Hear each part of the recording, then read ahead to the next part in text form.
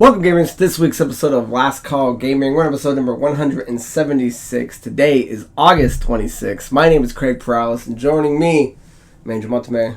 Mandrew Targaryen? Mandrew Targaryen, bleach blonde and running wild. You said you did it today or last night? Today, I just did it earlier. What sparked the interest?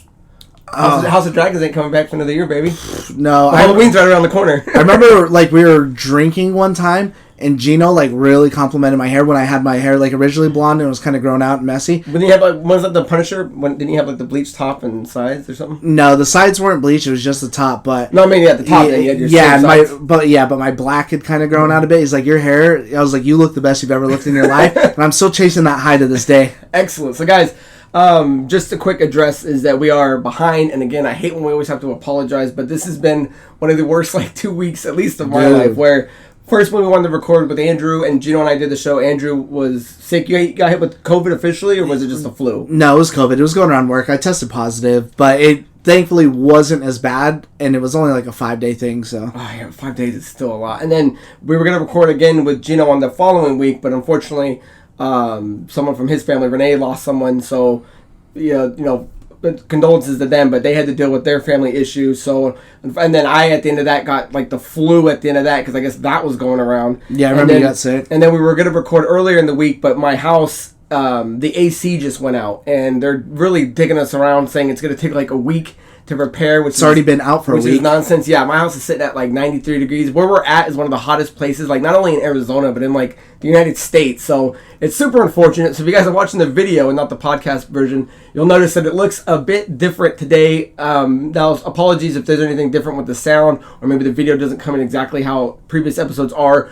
but we are kind of rigging this together. And this is actually at my dad's house. It's the unofficial Studio B now. So but I don't know, not too bad. It's the first time in here. It's a pretty decent looking game room. It's just nice and cool in here. It feels good. Yeah, it's nice to be in weather that's not 90 degrees and in 70s. So guys, apologies once again, and hopefully moving forward, all of that can be resolved. So guys, if you're watching the YouTube version of this show, make sure you like, comment, subscribe, hit that share button, and ring that notification bell. If you guys are interested in following us on our social media, our Linktree link is in the description of the YouTube, which we're going to start posting a lot more stuff. Andrew and I have been getting together and talking about more things we're going to start doing. And then if you guys are listening to the audio-only version of this podcast, make sure you check us out on any podcast platform of your choice. So, before we get into our main topic, guys, we like to do What Are You Up To? We take a second to talk about anything we've been playing, anything we've been watching. Haven't seen you in 2 weeks, haven't recorded in 2 weeks. What have you been doing, my man, for 2 weeks? I don't think I'd mentioned it before, because I think I just finished Hellblade, but before all the big games come out, where, we have some projects coming up,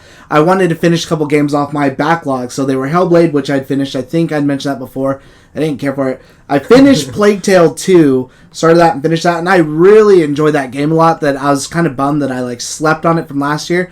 I don't remember why I did. There had to be something else that came out. I think you played it, and it was in your top 5. But that game is top 5 material too. It's so good. So if you haven't played Plague Tale 2, definitely get in there. For sure, better than the first one. Leagues better. I loved it. It was so good.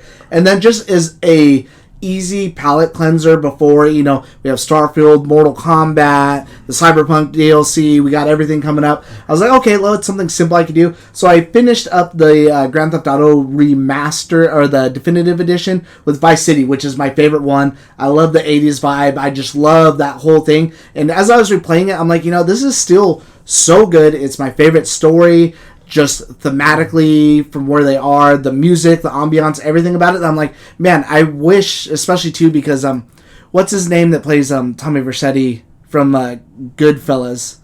The guy that plays Pussy? No, he just passed away. I forget his name. Oh, the main dude. I forget his name. Who narrates everything? What do you mean, Tony? The actor from Goodfellas, or not Good.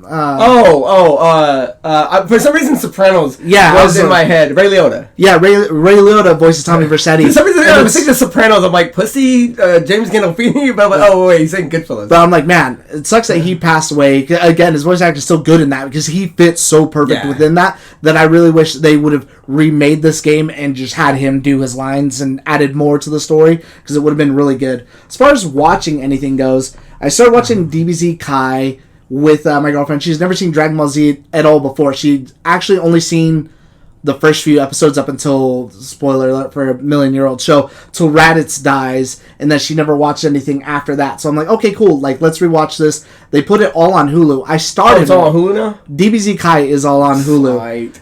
I started watching it, and I'm like, you know what? This ain't right, because I don't like the music, and I don't like... No, the Vegeta voice actor is the same. Okay. It's the same, but the music is different, and some of the dialogue they've changed around, and I had remembered this from before, and I'm like, I like the original better. Maybe it's just because I heard it first, that I decided, I'm like, you know what, scrap this, we're not going to watch Kai. We'll do it the OG way and watch it, because it's all on Crunchyroll, and my brother turned me on, and I didn't even notice it, because I always go and check your perks. This for everyone out there, check your perks. I think it's good till October. If you go under your Game Pass Ultimate perks, you get a free 75 days of Crunchyroll, which would be more than enough time to watch that. And it's Crunchyroll Premium too, so no commercials. So I'm like, cool, now that I have that and it's readily available, we'll just crush Dragon Ball Z the way it was meant to, the way God intended. You said crunch it. Oh. Yeah. But we're going to watch it the way God intended. So. There you go. Nice. I have my buddy Sai, I have his Crunchyroll, so I'll probably might check that out as well. I could have sworn the Vegetas were different. I thought that was the biggest thing. Isn't it a different voice? There's the Funimation dub, and then that's the Ocean dub is the original one, because one's like Canadian, and then his voice sounds different at the beginning, but I think by the time he hits the Saiyan saga is kind of, or not the Saiyan saga, the Frieza saga is where he hits his stride like a little bit, and then he kind of transforms into what he is later on, and that's what he uses all through dub, is where he found his voice like midway through not midway, but a little later on into the series. Apologies if you guys caught me in Andrew. So we're at my dad's, and I think it's doorbell. Yeah, the ring. So I don't know if you guys heard that, but that's where we're both like, uh-oh. But what do you got going on? As far as what I've been watching, and this will tie into, and I've watched a couple things. I actually went and saw the TMNT Mutant Mayhem movie. Oh, I forgot that came out. That was cool. I watched that when I was in Phoenix with Geno. Dude, it was awesome. And the stylization compared to Spider-Man, which everyone's kind of comparing, even though I could see, if you watch the trailer, it looks similar, very different, and Turtles is an awesome movie if you can catch it in theaters.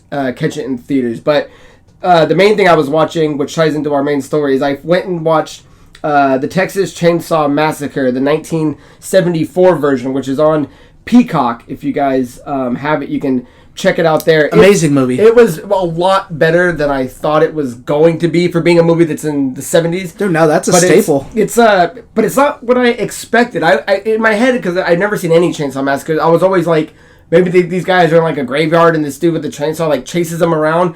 It's I don't know. That's funny. It's so completely different where these kids like, I mean, they don't even really go after them. They kind of stumble into this like very horrific place, and I'm glad that I got to watch it, because after playing the game, and we'll talk about the game in a minute, I get so many more of the references, because the game is very heavily influenced by the original, because when I was looking it up, there's like 5 Texas Chainsaw Massacres. There's like one in 2003, 2013, 2022, so the game is based on all of them. So like in the beginning, when you see like the armadillo, the jumping out of the window, Leatherface like spinning around at the end of every game. I get now. I'm like, oh, that's why he's doing that. The grandpa sitting at the thing with the little hammer. I'm like, okay, cool. Now I get all of those references. So I'm actually really glad that I went to do it. And then of course you actually get to see the locations of the house and the gas station. And after watching it and playing it, I'm like, they did a really good job like recreating those things. I feel like those are like specifically straight out of the movie. And then in the movie, you actually get to meet, it's Cook, the hitchhiker, obviously Leatherface, and then you get introduced to the grandfather. But I was going to ask you, do the more movies introduce more of the family members? Because I thought in the game, Sissy, I thought they made her up for the game, but is Johnny in any other movie? I'd have to look that up. I don't remember seeing Johnny in there. In the Texas Chainsaw movies you were. But as far as like the game goes, and they only have licensing for actually the first one. Okay. So they don't have anything from outside that like original that's not an original creation from them. Because I know a lot of people were asking for, even though I don't like some of the other ones, like Texas Chainsaw 2, there's this dude called Chop Top that like is always like peeling at his head, and he has like a metal plate and his skin's like coming off and stuff. And he's just like another psycho. And then I think the dude who plays Aragorn is actually in that one too, and he's like another psycho part of the family too. Again, they're classic people too when you watch these, But I think they're probably going to wait and see how this first one does before they see if they can get licensing for the other ones. Okay, cool. Because I was kind of curious if I needed to actually keep moving on. Because I didn't realize that number 2 didn't come out till like 1985. So like 10 years and they finally made number 2, and then who knows. But my biggest thing is at the end, does Leatherface, is he just like a girl? Like, does he wear like, he has like a wig on, like at the dinner scene table? And is that a big thing of Texas Chainsaw lore? It depends on which one you're watching. Like sometimes he does like he has like another like face thing in one of the versions, and he wears like makeup, or it's almost like kind of like a clown looking like face. It just depends on which one you watch. But I specifically told him to put those dogs away. And again, apologies if you guys can hear this dog barking, but I was literally like, hey, can you make sure that dog is away for an hour? That's all I asked for, but I can hear this thing yipping and yowling. But yeah, it's a really cool movie. I thought all the characters were really well done. Like the hitchhiker was insane. I love the how we were talking about some of the kills that Leatherface did. So I won't dive too much into it because we're going to talk a lot about the game. But if you are playing the game and you like it, so I'm talking to like Melissa and Deandra and Daniel, like I would say watch the movie on Peacock because it was a lot of fun. So I'll take it just a little step further. Watch the original if you want to, and you can watch the original couple. But I would highly recommend the 2003 remake, and then the one, I don't know if it's the year after, 2005, it's Texas Chainsaw The Beginning, and those were like a reboot when they were kind of rebooting a lot of movies, and those ones are actually really, really good. I personally really enjoy them. Nice, yeah. If we watch them, I'll let you know where to find them. So as far as what I've been playing, I put down Zelda because I was actually wanting to talk to you. I'm at the point where I started fusing everything together, and I was like, oh, I got to ask Andrew something before I go too far.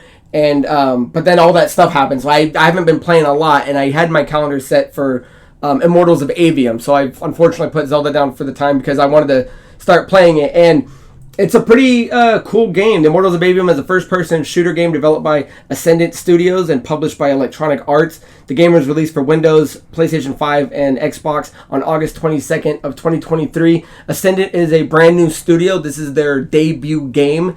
It's getting some pretty solid reviews, 8s generally across the board. Steam has it at a 6 out of 10.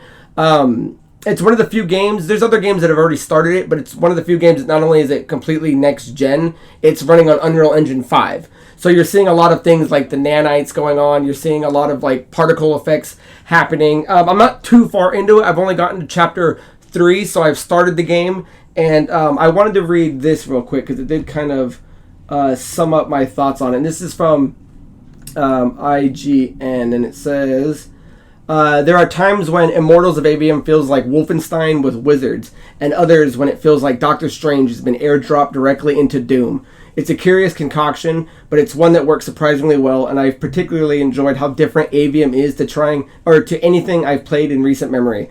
The firefights are frantic and visually spectacular, the light platforming and puzzle work is generally satisfying, and the world itself is very well crafted. Avium's arcane punk aesthetic is a very absorbing and creates a world of interesting extremes. It's a world where magic is ubiquitous and powers highly advanced technology for war-torn societies still living in a medieval-inspired lifestyle. This means wild flying machines and mind-bending virtual puzzle rooms juxtaposed against gilded castles and ramshackle timber slums.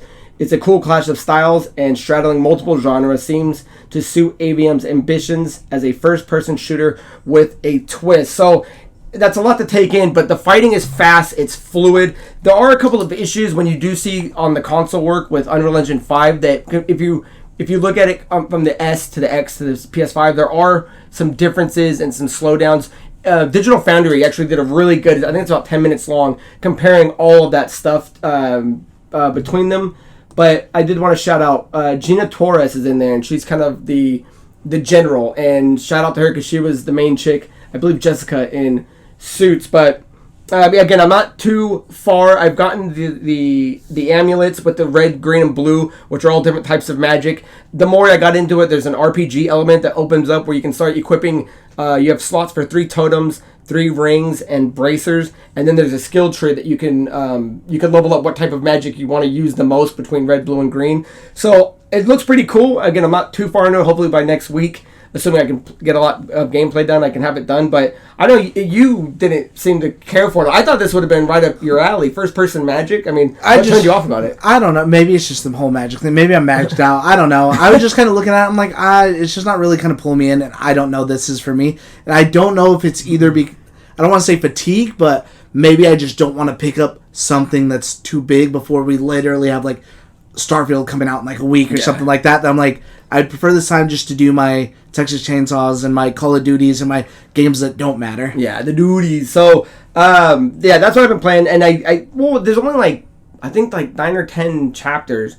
And I'm already on 3. And I don't think I've been playing that long. But I was reading that like, it's got a very lengthy story. So I'm assuming some of these other chapters start getting really big. So yeah, hopefully I can get it done sooner than later. But that's what I've been playing. And along with the game we're going to talk about right now. So guys, make sure you leave down in the comments below anything you've been watching, anything you've been playing, anything you recommend for us to check out. So with that down and out of the way, guys, let's move into the main story, which is something which was from last week that we were going to talk about, but I didn't want to skip it because we've been playing it, we've been having a lot of fun with it, and that is the Texas Chainsaw Massacre, which is a 2023 asymmetrical survival horror game developed by Sumo Nottingham and published by Gun Interactive.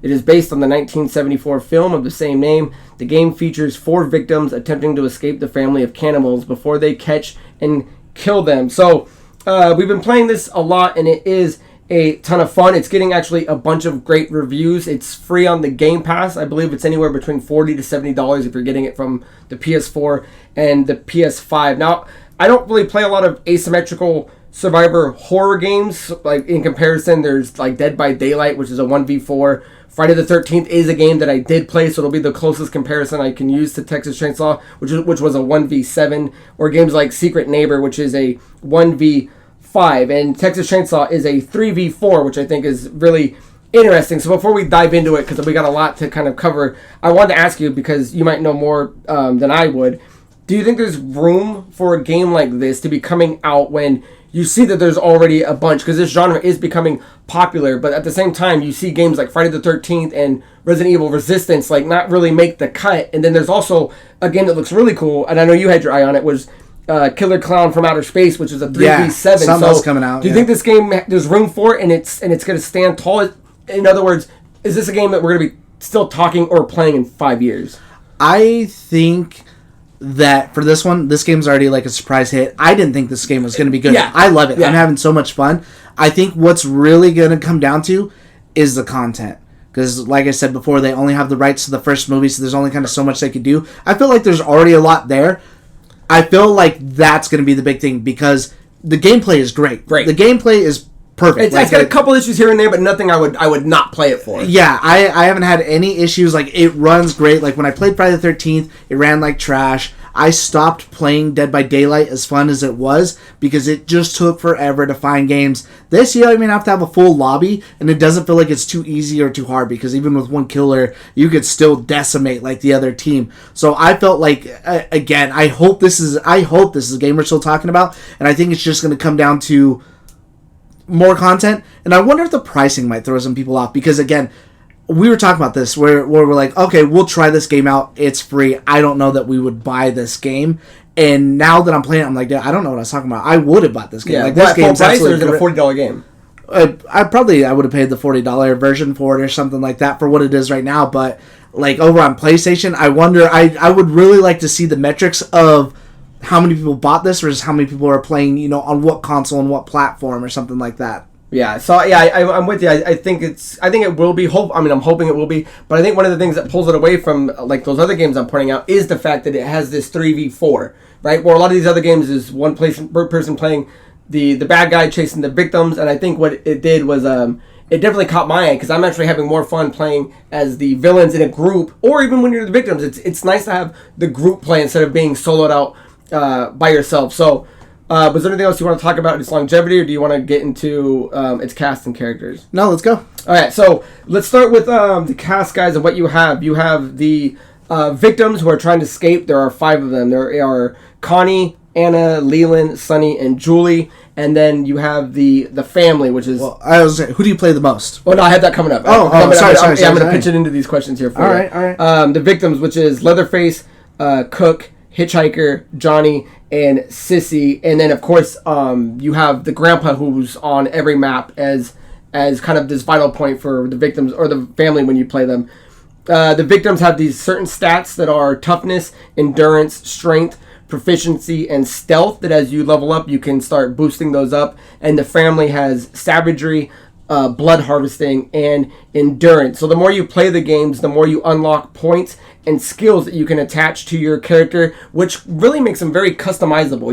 You can literally build probably 2 Leatherfaces and go in different directions and being strong in certain aspects of the area. So, and the other cool thing that I really liked is that it's a free respec. A lot of times when you put points into a character build, usually you gotta pay something to get all your points back. They're really letting you kind of experiment. You get a free respec for everybody, and you can really build up the character that you're looking to do. So, actually, we can jump into it right now if you want to start there. So, as far as the characters, I play Anna, and then as far as the family, I like playing Johnny.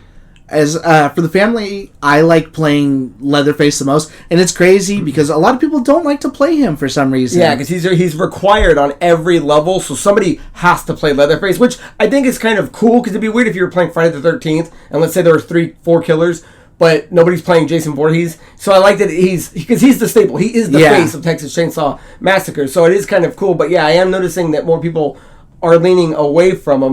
Why is that? Do you think it's because he starts on the bottom? I mean, they're all fun to play, and that's the cool thing. They're all so different that I understand if you want to lean towards your favorite, but like, there's nothing wrong with it. Melissa really likes playing with Leatherface too. I love it too, and I wonder maybe if it's too, especially for first timers, and we'll get to some of the layouts where he starts. Very confusing area. Like, it's so easy to get lost that the people might even escape into like another area, and you're still trying to find your way out down there. Like, that's happened to me before when I first started playing. I'm like, dude, I have no clue where I'm at. I do not know where I'm going. And then as far as the survivors, I like playing Julie the most, just because she has like really high stealth, so I feel like I'm just like getting everything, like breaking all the little boxes and stuff, and she just has so much more, whereas the other people, I like push X twice and it's already on the verge of like yelling at me.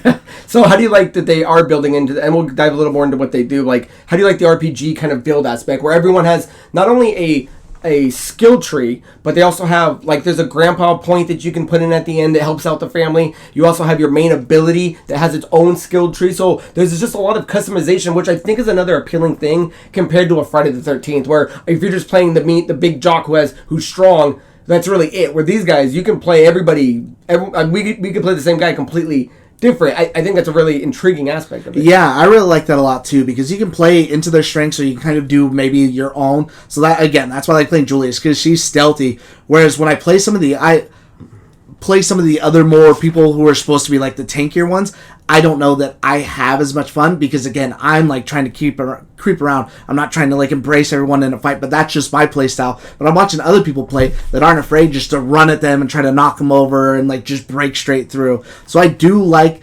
is for both sides, that, you know, there's just completely different ways that you can play. Because even as a killer, you could play completely stealthy. Like, even just not even as a stat wise, like Leatherface, when you have your chainsaw, when you start, you have to rev that thing, but then when you're close to people, they start like panicking, and it'll be on the screen, so it kind of lets you know where he's at, versus you could just be walking around like quietly, and then as soon as you see someone, try to rev it up really quick and then get them, and they have no idea that you're like on top of them unless they heard you or saw you. So that's just like a base gameplay mechanic without doing any points, that already makes it, you know, from being this big, I'm just running around brick shit house, to no, I'm going to be stealthy and like try to wait for you maybe right here as a trap. Yeah, and the trapping is half the fun, which again, when you're playing with multiple people on a headset, it makes the game so much more fun. Not required, but definitely recommended. So let's start with the victims of what they need to do. The victim's job is to essentially escape from one of 3 locations, but essentially it's 6 maps. Right. Because each one of them have a day and a night cycle that they can do. So the 3 maps are the family house, the gas station, and then the slaughterhouse. So and their main job is, you know, you get her out by sneaking around. You do it by building tools and making lockpicks. You need to find health, because essentially you're bleeding out the whole time. So you are slowly dying, so you need to make it out eventually. And then eventually escaping and finding certain paths through the different maps. So the characters and what they kind of do are, so Connie, if you're looking to play here, is more of the tinkerer, and she does a lot of the crafting faster. So like Andrew was saying, when you're building it, would you call it a mini game, I guess? It's, you have to keep hitting X to build these things, but if you do it too fast or too quick, it makes noise, and then noise makes the family it finds you. So her ability is to do it quicker, and she has an ability called Focus ability, which she can crack locks instantly. Leland is the strongest character of the team. His ability is Lifesaver, where he's able to knock down somebody, but the only person he can't knock down is Leatherface. Because he's huge. Yeah, so I would for me, he seems more like he's a team player. Like, if you're going to be being with Leland, you need to be running out in a group so you can protect people. And I would say Anna, which is, again, the person I play, she's kind of like that, too. She's a tank where she can take a lot of damage, but she's more of a support role because she can actually heal other characters. Her ability is Pain is Nothing, which means she takes damage reduction. So when she takes falls or she gets hit, she'll take less damage, and she's actually immune to Poison, which is one of Sissy's ability. Sonny, who's quick and he's more heavier in strength and endurance. He has heightened senses where he can hear nearby people, and he can also do some tracking. And then Julie is, you say Julie's your favorite? Yeah. She's more into stealth, and her ability is the Ultimate Escape, which makes her immune to tracking, which Cook and Johnny both have an ability to do so. And then she reduces her stamina when she does the running. So, yeah, out of all the characters, I mean, we know who we like to play. How do you like playing? So we should have some footage of Andrew actually playing a game, which I'm pretty sure you won, right? Yeah. So how do you like the victims? I actually really like them. I like the mechanic, too, that when you're picking your victims, if you, let's say, because it chooses people at random for you, you can choose to trade with other people, and it does like a little like trade request. Someone could choose not to, but more often than not, you're on somebody's person, or you'll get a trade request. I'm like, oh, okay, cool, I wanted to be that guy anyways. So I kind of really like that dynamic in case maybe someone's like, I don't want to be this person, and they have mine already, that it's not like, oh, we can't just back out and kind of do it. But do you think anyone has a weakness? I think they're all pretty fair play. There's no one on that team where I'm like, oh, I don't want to play her, or I don't want to play him. I'm like, they're all pretty solid, and I like that. The only difference is they just have a different ability. Yeah, I was going to say, too, I was going to get to that right now, is that you are supposed to play as a team, but if you play alone, like, you'll see in my gameplay, like, I kind of come up with somebody, like, a little bit, and then I end up on my own, and everyone else is just getting massacred. You could easily, like, win by yourself. It helps more, and I think that's the funniest thing, too, is it stresses it out. Teamwork is the best way to win. That's what you're supposed to do. You're playing as a team. You can have 4 people there, but as soon as one killer shows up, everyone scatters to the wind. It's like cockroaches in the light, baby. Every man for himself. You're in a party with everyone, and that's the hardest part too. Is like you kind of can't see everyone is, so you're trying to. I'm telling Craig, I'm like, come this way. He's like, I don't know which way this way is. I'm like, well, I don't know where you're looking. If you're looking at the house, it's to the right. He's like, well, which house? Yeah, because it is a lot at first, and it's. I was playing with Geno the other day. I'm like, and we were getting going, and it's a lot at first. It's kind of overwhelming, especially if you're cycling through 3 different maps, and now you have to work your way from the bottom to the top, and then figure out how to escape because everyone has like 2 or 3 different paths. So it is a lot. And at first, I'm like, dude, I'm just lost. I don't know where I'm going. But the more you play, the more you're like, and I would recommend, and we'll get into the family right now, is that start with the family, because instead of trying to escape and running around and being on the defensive, as the family, you can openly look around the maps, and you can start walking around. So even if you aren't technically hunting, you can be like, okay, where does this path lead? So when I play the victims, I know that, oh, this door will take me out here. So do you think that's a smart strategy to start with the family? Because I started with the victims, and I couldn't get out of that cellar forever. Yeah, when you play as the victims or as Leatherface, you start in the cellar underneath always, and it's pretty much just like this Vietnam style tunnel that you're like running through, and you have no clue where anything is. You kind of have it at the beginning, it shows you a couple exits, but after that they kind of go away, and so you're just trying to find everything. And I love that it looks similar, and it's like being lost, and it's frustrating, but it makes complete sense, especially for what this is. Like, I could totally see this, like, because it's a little bit like that in the movie, but not as like crazy under that. I'm like, dude, I could totally see this, like, as that vision. Yeah, and you need to make sure that when you're doing it, you need to be stealthy, because, again, the sound is what's going to trigger not only the grandpa to wake up and point you out, but everybody has kind of like, the family has like these abilities to listen, and when you're making noise and things like that, it'll hit red. So when you are making your tools, you gotta be slow, unless you're just trying to bang them out. But even walking around the house, there's like these bone things hanging from doors. If you run through it's almost them, like a chime. It's going to make a noise. If you're running by these chickens, it's going to do it. So was there anything else on the victims you wanted to point out? Okay, so moving into the family, the cool thing about them is everyone kind of starts in these separate locations. Leatherface will always be in the bottom, which is cool because the way the match always starts, out of the 4 victims, because there's 5 to select from, he's always killing whoever wasn't selected, which I thought was hilarious. Yeah, that's really cool. So the family is going to be Leatherface, which is easily, obviously, the tank, and his main stat is Savagery. His ability is essentially just the big ripping chainsaw, which we learned today that if you keep it overheated, because you got to keep it revved or it'll fizz out, but if you keep it heated, it'll actually do more damage, and his job is to break all the stuff that the victims can get over or slide through that not the family members can't. But you love playing Leatherface. Yeah, I love playing Leatherface. And I like, too, that's like another thing is I don't feel like anyone's overpowered, because if you do keep it too heated, which that's where he does his most damage, and you overheat, then the chainsaw breaks down. Then you got to sit there and like try to rev it up again. And I do want to say I like that a lot. I don't find any of I say it like mini games. Yeah. Any of like the things like the lock picking, the finding the tools, the revving, or using anything or getting. I don't find any of that stuff like annoying. I'm like, this is just stupid. It makes no sense. Or overbearing. Yeah, it seems. I mean, you got the pressure to do it, but it's like, but once you get it done and no one's around, you're like, yes. Yeah. So, and again, there are other things that I guess I didn't mention with the victims. They are the only ones that can pretty much maneuver throughout the whole map in its entirety. So not only will you find doors that you have to unlock, but there will be like lockers and car trunks that you can hide in, and also what would you call them? Like slits in walls. Yeah, like slits they can slide through. So loading areas, modern day loading areas. So as we get into the family.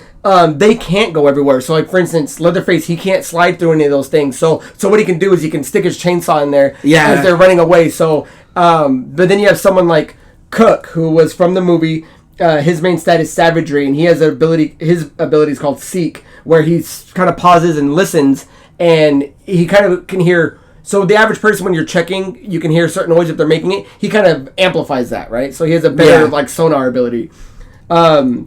The Hitchhiker is Endurance for his. He can actually set traps. So I believe you have to actually go. He's the only one I haven't played because I play with Deandra, and she loves playing with them. Yeah, so he sets the little bone traps. Yeah, so you got to find these bones and make traps. So essentially you're going to be putting them by exits and stuff like that. And it kind of like, it's like a bear trap. Like you got to break out of it. And then Johnny, who's the one I play, his Savagery and Endurance, he has an ability called Hunt, where when he turns it on, if you've been around where a victim's been, you'll see footprints light up, and then you can inspect them, and it'll start taking you down their path. I've been finding so many people that are like hiding in bushes, dude, and I'm just coming up and smashing on them. And last but not least is Sissy, who I know a lot of people are having fun with, who her main ability is blood harvesting. Her ability is Bane, which she can actually spray like a poison spit or something. And because I just played with her last night, and then she can actually lace items. So when you're a victim running around, you can find like, I want to call them healing potions, but it'd be like medicine to like heal you. Like, and then she can lace it with poison. So if they take it and use it, it'll damage their health. So between the 5 enemies, man, I mean, again, all fun to play. Very different though. So like for instance, the Hitchhiker and Sissy are the only ones that can move through those little areas, but it's like everyone has their own style of gameplay, and again, I think that's the most appealing, is that they're all different but equally fun. Yeah, I'd say even too for someone like Sissy who does like not as much damage as some of the others does. If she hits you with like her little scalpel because she's got her poison on it, it messes up your controls to where they're all wonky, and so like up is down and stuff. So you start running all weird and like because you're trying to like adjust to how your controllers go. Like it's just another dynamic that makes it so much fun. Yeah, there's the other one I want to play because I've been playing a lot with Johnny because I really like the hunting ability, but I think if I wanted to play it too, Cook looks pretty cool because he can actually put on like master locks on doors and make them extra, and he starts off with like 3 or 4. But as the family, what you mainly want to do is make sure that you're shutting doors behind you, make sure that you're locking them. As the game starts, you've got like power generators and things like that are keeping traps and doors locked. The victims are trying to mess those up. You want to make sure that you're looping around and keeping those contained and safe. But the other main thing I've got to point out is, because it annoys me when people don't do it, there's going to be blood bags, and even when you kill an enemy or stab him, you'll collect blood. You've got to go feed the grandfather. He's the most important. Yeah, because he's like a big sonar device for you. So the more you go up and feed him, and you can get him up to level 5, he's going to start pinpointing these guys for you. So only if they're moving, so it's fair. But that's the thing. Except for level 5. Level 5, I think he lights everybody up. Yeah, level 5, he lights you up no matter what. But I was just laughing a minute ago because you are right about checking the doors and everything and making sure your traps are good. That when we were playing the other day, my nephew electrified a gate that was open for the exit because he was looking for someone, and then shut the gate behind him, but he couldn't get back out and essentially locked himself on the other side because the gate was electrified, and so he was stuck in one of the exits that nobody could go out of now, but we were just trying to go a different way instead. So, I mean, when you're comparing the victims to the family, who do you like playing better? Do you think anyone has... I think all the characters on each side of the field are even. Do you think anyone has a bigger chance over the other one? Do you think it's easier to kill or survive, and which side do you like playing more? I honestly think that they're equally as fun, especially too. Like, there's been games where we don't kill anybody, and there's been games where we kill everybody. So, like, if you watch I'm sure he has my footage up. I don't know how long it'll go through, but like, I don't get caught at all by anybody. And this was just my first game on when I got home. I was just like, all right, let me throw something together so that way we can have. I was like, give Daddy a little something. And he was listening to me play the whole time. Now, boom, just got out. And this is the first time I even used this exit because again, there's multiple exits. I'd remember this one because I'd never seen it before, even as a killer. And I'll say that's. I had never seen it before, and then as a killer, I randomly stumbled upon a door. I'm like, oh, I didn't even know this was back here. What map was it, do you know? The slaughterhouse. Okay. That's easily the most confusing one. Yeah, when you come up out of ground, I always go to the left or I go straight. I didn't realize to the far right there's like another door with like another junkyard and like an electrified fence, and that's where I ended up making my way out. I wish there was a free play mode where I could just go there and just explore the maps, but I understand why they want you to just be. What is there? Oh no! I was just saying. Do you have any negatives about the game? Yeah, well, let's do. You want to do negatives first or pros? Let's do negatives because I like this game a lot. That I'd rather end on the pros because the negatives are more gripes or little things for me. I feel so. My biggest one, and I'm sure I have an image up of it, is that it's got a crossplay issue with limitations. All the next-gen ones can play with each other, but if you're playing on the PS4 or you're playing on the Xbox One, they won't play with the Series X and or the PS5. So, for example, when me and D'Andre and Melissa were playing, Melissa at her house has a Series S and an X, and we were all jumping on it. I kept getting this error. I'm like, am I not doing this right? Like, why won't this connect? And when we looked it up, it's like, oh, the old ones can't play, which is a gripe, but it's not a big deal because I got a feeling this is something that can and will be fixed. I just don't know how day one. I just don't know how that's still a thing. We'll tackle this on a later episode, but that is going to end up being a bigger thing is now that a lot of people can do that because this isn't the only game that does that. There's a new Boruto game coming out that you can turn off crossplay between like Xbox One X and like I think it's even the S and below because then when you're playing the fighting game with each other, you'll get different frames per second, which as you're fighting, that makes like a big deal. So I wonder if that's did you see this? Did I show you this chart? That showed you all the things that it's gonna, like what it can be played with and what it can't be? Oh, no. I think I maybe seen it before, but I was gonna say, I wonder if that's the thing is maybe it's like an FPS issue or something like that, because then maybe that makes it unfair for how fast or fast you can move or something. I wasn't thinking about that, because I was talking with Geno yesterday. I'm like, it's weird that I can play Halo, which is easily a bigger, more crazier game going on, but I can't play this. But yeah, if you're looking at it in terms of the frame rate and the speed, I guess that would be a pretty decent advantage if somebody's going just X amount faster. And that's why I said that this is going to be like a big thing going forward, because I've already been reading a couple other games where it's like you can only do it on this version and not this version, or crossplay with this one but not the PS5 but not on the PS4. And then my final con would be that sometimes when you're trying to hit a door, the X button, like, it just won't line up, so you're wasting time. And like when you go to the grandpa and you're just trying to get to him and hit X, like some of the button prompts you have to like run around him a few times, a little off. So that would probably be my two biggest issues. I think my gripe, and we talked about this before, is but then again, maybe that would take away from the game a little bit. But I do wish there was a little bit more of a free roam mode, just so you can practice. Because a lot of this stuff, it actually doesn't tell you. And I felt like maybe that's too, because when we were all playing, we were playing as a group. And some of us had played more than others. I think I'd played a little bit more than you. Yeah. So when we were playing, I'm explaining how certain things work or don't work. But I also had that stuff explained to me by my brothers that had already been playing. And if you have enough people, one of the best ways to start playing, even though we didn't take it easy on each other, is I had 3 of my brothers on one team, and then it was like me and like 2 friends and another brother as the other team. And so it was a lot easier trying to figure stuff out that way.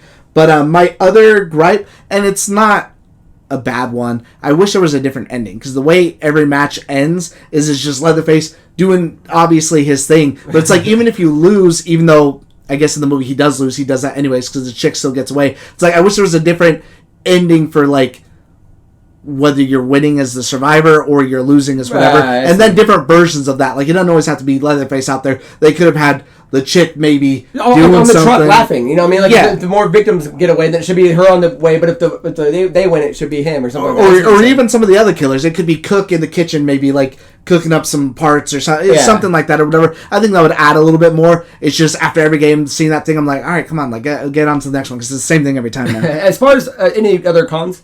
I don't. Like I said, it's been small for me, and I haven't had any problems. And that's the only one that I could think of that you really nailed is, yeah. And that's the biggest one, too, is feeding Grandpa. Sometimes you got to run around him a few times, and I'm mashing X. I'm like, come on, old man, eat. I'd be like, unavailable. And so as far as the Pro goes, because I know you said it doesn't really tell you a lot, but there is a tutorial thing that it's just a lot. So if you want to learn everything, there is something in there that will explain all the characters, all the strengths, all of this. It's just a lot, but I like that it's there. So if you do need to go and read that and watch it, it's there. The other thing I thought was cool, I don't know if you've checked it out yet, is there's a behind-the-scenes kind of thing where you can unlock pictures from the old movie. So there's like I haven't gone through that yet. Yeah, there's an unlockable section, and it'll show you old still frames and things like that. But then my biggest thing is that I just love the custom building of this thing. I love that you get every ability, and then you can also have, I don't know if you saw this, but you can actually make different builds. So you can have 1, 2, 3, 4, like you can save like custom. I've seen that. So you don't have to do it every time. But yeah, overall, man, this game is awesome, and I since Dandra and Melissa play it, when they get locked into a game, they get locked into a game, and they're having a blast. So I don't see me not playing this game for the near future. Yeah, no, I'm having so much fun. And like I said, even though there's 3 maps, it's technically like 6, I'm not bored of them. Like I still get lost. I have no clue where I'm going sometimes, and it's just so much fun. Do you have any, I guess if we're closing, do you have any helpful hints? Maybe 1 or 2 you want to throw out there? The main thing I would say is start as we said earlier, start as the family, explore the map, because the more you're going to know the map, it's just, because like when Andrew was saying, go this way, it's the first time I was on that map, I'm like, I don't know where that way is, so the more you can figure that stuff out, do it. Also, don't sleep on your attribute points. The more you play the game, you're going to be getting 4, 5, or 6 instantly. Start building up your characters, because like I have an ability right now that gives my grandpa perk, is that the whole family's melee goes up. So like start using those things, because you're going to notice that there is a difference between, your savagery being a little bit faster and things like that. So I would say don't sit on those. If you want to look up a build, but feel free to start doing it, because you can just respec it. You know what I mean? It's not going to cost you anything to start experimenting. So I would say play with the family, learn the map, and then experiment with the different builds. My biggest tip goes both ways, and it's always close the door behind you. Check the door. More importantly, like today in that game that I played, I felt like they didn't know what it was, because I broke through a door. It didn't go off or anything because I did it right. I get through and I shut it behind me. So they would never even think that I made it out of the second area, because there's nothing that tells you this person escaped to the third one unless you do it really loud or like mess up. And so when I got to the end, they had no clue I was really on the verge of escaping. And as a killer too, sometimes I found people like that too. I'm running around and I'm like, dude, I cannot find anyone right here. They have to be beyond this. So I'll go open the door, I shut it behind me, make sure it's locked, and I'll keep going. And then I'll end up finding them. I'm like, dude, I don't know how you got back here. There's got to be another way. But I'll catch them at the exit. So if you can't, that's the biggest thing, is always check your doors as a survivor if you can, to cover your tracks.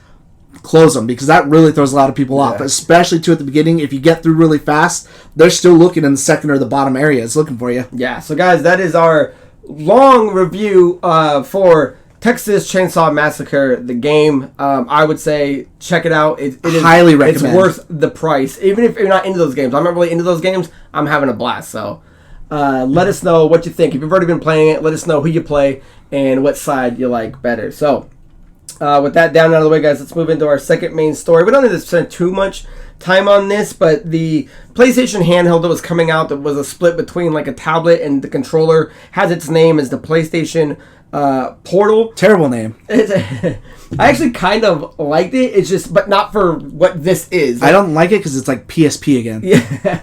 So let me read this real quick if you guys aren't familiar with what it is. The PlayStation Portal remote player brings the PS5 experience to the palm of your hand. It includes the key features of the DualSense wireless controller, including adaptive triggers and haptic feedback. The vibrant 8-inch LCD screen is capable of 1080p resolution at 60 frames per second, providing a high-definition visual experience that's expected from the high-quality games created by the world-class developers. PlayStation Portal is the perfect device for gamers and households where they might need to share their living room TV or simply want to play PS5 games in another room of the house. PlayStation Portal will connect remotely to your PS5 over Wi-Fi, so you'll be able to swiftly jump from playing on your PS5 to your PlayStation Portal. PlayStation Portal can play supported games that are installed on your PS5 console and use the DualSense controller. It also includes a 3.5mm audio jack for wired audio, PSVR 2 games which require the headset, and games that are streamed through PlayStation Plus Premium's cloud streaming are not supported. So the biggest thing is when you look up a lot of videos, it's a lot of kind of shit talk. A lot of people are kind of looking at this thing and going, why? Well, that price point compared to like a Switch Lite or something. Yeah, there's an image that was out, and I'm pretty sure I have it. It'll probably be in the video where it was compared. And that's the other thing. This thing's coming out for $200, and when you compare that to the price of an actual handheld game for $200, it just seems a bit odd. Me and Geno were getting into this pretty big debate, and he told me. Oh, did he? And we were diving into it, and I won't throw anyone under the bus at all. But my main point is this: like, well, who is this mainly for? And the price point, because it's, if you compare it to the Switch, it's missing a lot of these things that other tech comes with standard, and it's also limited to what it can use. It can only use the wireless headset from the PlayStation. You have to be on Wi-Fi. It must be connected to a PS5. So at that point, why wouldn't you just make a PSP that can do the same thing and play games versus something that's now just limited to what you can do walking around your house? Do you feel any different? Is this thing for you at all? No, not at all. Even if Xbox drops something like this with the same stats, I'm like, dude, this kind of sucks compared to what I can do now. So as it stands now, and again, you have to compare it to Xbox. Xbox, you do it on a smartphone, which is cheaper. You already have your smartphone. You just pay for whatever on a backbone. On Samsung or like other devices, I think you can just stream straight cloud games. That's not how it works on the iPhone. On the iPhone, because of whatever with the App Store deal, mine just connects to my Xbox, and I pretty much just control my Xbox through it, and then I'm just playing. And that could be from anywhere. I think that's my biggest thing with this, is I think the battery, they said, only lasts like 3.5 hours. Like two and a half. Yeah, it's very low battery, but I was like, okay, this might be cool as a traveler's device, like, it's synced somehow in the cloud. I get if you can't stream a game or something like that, but maybe it works like how I just described my iPhone. This could connect to your PlayStation at home when you're at the Marmont in Phoenix because you're traveling or whatever. But no, it can only work on the same Wi-Fi at your home. So I'm like, well, what's the point? Why wouldn't you just go play on the PS5? I don't know too many people that own a PS5 that's on the one TV they own in the house or they have in the front room or something. I mean, especially too for everyone that I know that has kids, they have a separate TV and a separate station with their expensive console and their expensive stuff around because they like to play that stuff. I don't know anybody who has their primary consoles hooked up to the one TV in the house that everybody is going to use. Yeah, I mean, I can see the appeal in some sense. I mean, the screen itself, the tablet that you're looking at, is pretty nice. It's an 8-inch LCD, so with 1080p, it is bigger than the Switch. I'll say that. So it is a nice screen, and it's a good size. It looks ridiculous, but I mean, it's like when I'm playing the Switch on the Joy-Cons suck. Like, I have to play, like, I don't play it traveling around. I dock it, and I use the Pro Controller. Yeah. So if you're actually going to play a PlayStation handheld walking around the house, it's nice to have an actual controller in your hand that matches the DualSense. So you can buy a cheap backbone that's the same, though. I can see why somebody may want it. My main thing is that nobody asks for this in particular. I think there's 1,000 other ways they could have went with trying to imitate a handheld version of a PS5. I mean, I get it, but nobody wants it. And again, me and Geno are getting into this big debate. We'll see by the end of the year, but comes Christmas, how much this thing is going to sell. And if it flops, then that answers your question. If it does well, then maybe it was a hidden gem and they're seeing something that we're not. And I was telling Geno, like, there's only, 144 million PS5s in the wild. To make a lot of money, you're going to want one on each of them. I don't see a quarter of people that own PS5s buying this. But, I mean, hopefully I'm wrong. Hopefully they make money on it, but I just don't see them making money on it. I don't understand why they didn't make it something that you could travel with. I think that's the biggest thing. Even if it only streams certain games, like PS Plus games or something like that, if this worked like that it could stream to your PlayStation, that way, when you're not home, you guys just traveled to Phoenix yourself, you could have played Final Fantasy 16 or that would be the perfect thing. Or even some sort of cross save, like, again, if that was a cloud game, have your cross save, whatever. I understand for certain games not being there. If you just had a plethora of games, and we'll add more down the line or something like that, something along the lines of like what the Vita or something like that was, I think that's more what people are wanting. This, again, it's just, the kids watching TV, I guess I'll go play in my bedroom and sit there. It's like, it just doesn't make any sense. For $200 more, you could get a PS5 digital. I think you could. You know what I mean? So it's like, why not just get another PlayStation, unless, I mean, if your main thing is that you want to walk around your house with it, cool, but for $200 more, you can just get another PS5. Yeah, it's and again, when it was originally launched, that was one of the things I remember saying. I'm like, oh, this thing's really cool if it can just remote connect, and I can take this to Phoenix with me or something and play it.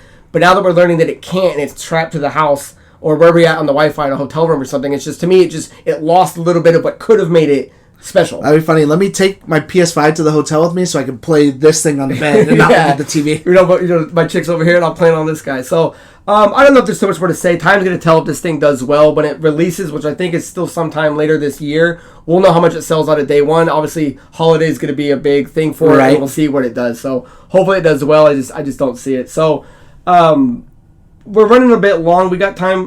We'll do questions of the week, guys. If you want to submit a question to us, you can do so a couple of different ways. You can do so by leaving a YouTube comment in the bottom of this section. You guys can email us at lastcallproductions@gmail.com, or you can find me on social media at Craig Perales. I mean, depending on how fast we get through this one, maybe we'll do both of these, but we'll definitely do this one because we wanted to talk about this from last week. And this comes from Macklem, and they write, I'm excited to see that Call of Duty is moving in the right direction. This looks great. What are your thoughts on Modern Warfare 3? Now, this is Andrew's wheelhouse, and I haven't really caught too much up on it. My main thing is I know that they're doing this big thing called open combat missions, which I know is a your own direct way to approach these things, and they're not side missions, they're actually campaign missions. I was watching a video or two on one of the guys explaining it. To me, it looks awesome, but I know there's more to what they're doing with Modern Warfare 3 than that, so I'll let you kind of pick it apart and let people know what's going on. I like that you led with that, because that adds to replayability of the campaign. The campaign, I've liked the last two for the Modern Warfare franchise so far. I think they've been good, so go ahead and finish the trilogy.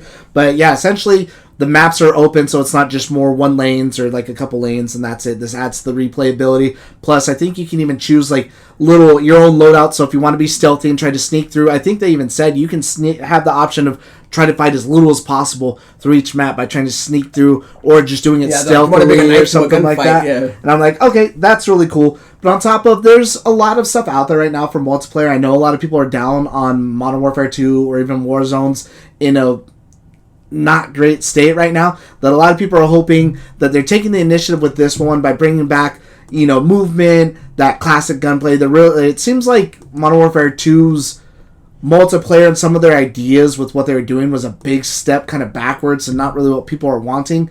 That now this is going to hopefully put it in the right direction and have a better integration with Warzone. I think that'll be the biggest thing, is to see how that goes through, because the first time they did it, it was terrible, and whenever they added anything new to it, it was broken, and it's already in a weird state that hopefully when this launches, they'll kind of just have like a blanket fix for things, and it'll be really good. So I mean, that's all I can really be hopeful for. Are they combining? Well, I mean, unless they're already up now, aren't the old Call of Duties all like back online now? And aren't they putting maps into this one from like old ones and things like that? I'm glad you brought that up, because I had it written down on my other paper. So this one, and some people are a little upset about it. They're like, oh, it's just recycled material. But this one is supposed to launch with like 20 maps, and that's all of the OG maps from like Modern Warfare 2 and Modern Warfare 3. And I think they'll add some of the DLC ones like later. But this one is supposed to launch in a better state. Like when Modern Warfare 2 launched, it didn't have hardcore out the gate, and then they added some other weak mode. This one will have it. So this kind of does seem like it's launching with a lot of content.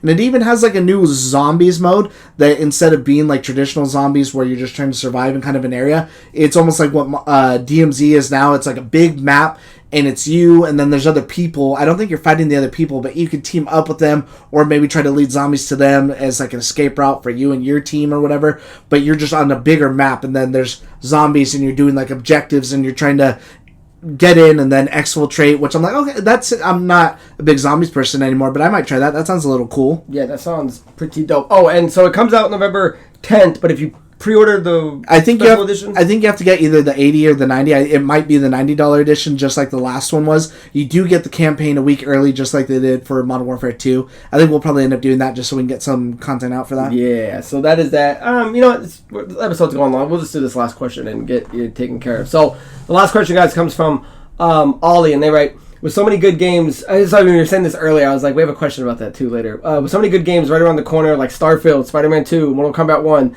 Assassin's Creed Mirage, Super Mario Bros. Wonder, etc., do you have the rest of your year planned out for games? Is there anything else from the backlog you will try to squeeze And you're right. It's the rest of this. I mean, we're almost done with this year, man, and there's still a lot more to play. And as far as backlog goes, I don't know if there's anything that would be off way back that I'd have to do, because if there's time to squeeze anything else in, because Starfield's going to take a lot of time. They're talking about that Baldur's Gate 3, and when they had an unknown date for Xbox, they're saying now it's actually going to make it by the end of the year.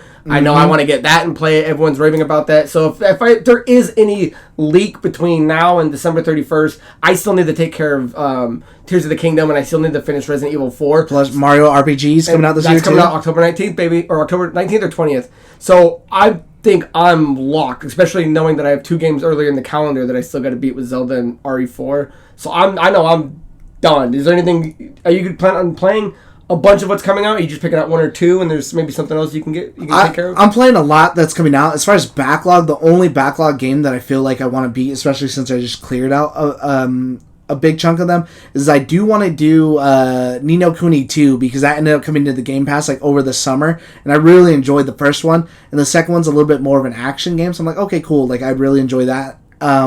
But Harry Potter would be the big one from this year. I forgot you never finished it. I think I only put like 5. I think I put in like a few hours into it, and then I think that's about the same time Resident Evil 4. I think that is when Resident Evil 4 came out, or it came out like super close to it. That I was just like, all right, I'm just gonna do this instead. And I put so many hours into Harry Potter. And so I do want to go back, and I at least want to complete the campaign. That's my big, I would say, like regret from this year as far as like that urgent backlog goes. That should be ahead of like all these others. And I should have beat that over some of these other games. But again, I'm not the biggest Harry Potter fan, but I feel like now it's time that I couldn't put it off any longer. But I don't know if I'll have the time, because again, there are so many games. Yeah, October is going to be nuts. November is nuts. And then obviously September is going to be the whole month. I mean, Starfield's not going to be a short game, so. Dude, it's crazy, and we've been talking about it this year, and I've seen a lot of people commenting on it now too, is that this might be hard-pressed for one of the best years for gaming ever. Yeah, so guys, thank you for the question. Glad to be back in the seats. Sorry it's under unfortunate circumstances, but guys, that is the end of episode 176. Join us next time for episode 177. And until next time, guys, my name is Craig Perales. This is Bleach Blonde Mendru Montemare. Cheers. See ya.